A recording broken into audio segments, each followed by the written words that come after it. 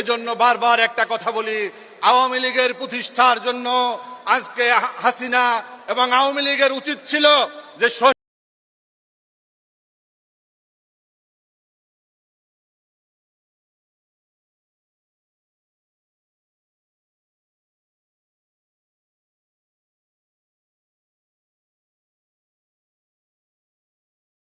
এ পর্যায়ে আলোচনায় অংশগ্রহণ করার আহ্বান জানাচ্ছি বাংলাদেশ লেবার পার্টির সংগ্রামী সভাপতি জনাব ডাক্তার মোস্তাফিজুর রহমান ইরানকে তার আলোচনায় অংশগ্রহণ করার আহ্বান জানাচ্ছি।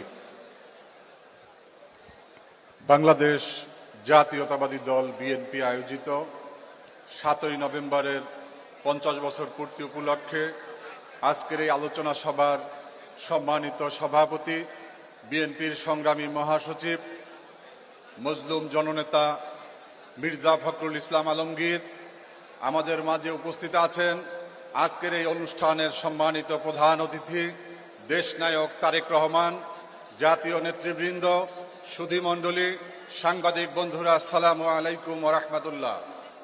1975 সালের 7ই নভেম্বর ঐতিহাসিক একটি ঘটনার দিন, ঐতিহাসিক ঘটনাবহুল দিন। এই দিনটি হচ্ছে ইতিহাসের একটি টার্নিং পয়েন্ট। যদি 7ই নভেম্বর না হতো, সিপাহী জনতার বিপ্লব না হতো, তাহলে বাংলাদেশের ইতিহাসের বাঁক অন্যদিকে যেত। সংগ্রামী বন্ধুরা, আমরা আজকে আমাদের আমানুল্লাহ ভাই অনেক সুন্দর করে বিভিন্ন বিষয় উপস্থাপন করেছেন, আমি সেই দিকে যাব না।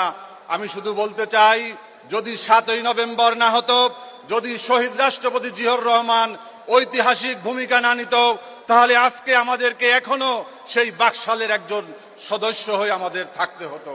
আজকে বাংলাদেশের বিএনপির জন্ম হতো না, লেবার পার্টি, জামাত ইসলামী, আওয়ামী লীগের জন্ম হতো না। এজন্য বারবার একটা কথা বলি, আওয়ামী লীগের প্রতিষ্ঠার জন্য আজকে হাসিনা এবং আওয়ামী লীগের উচিত ছিল যে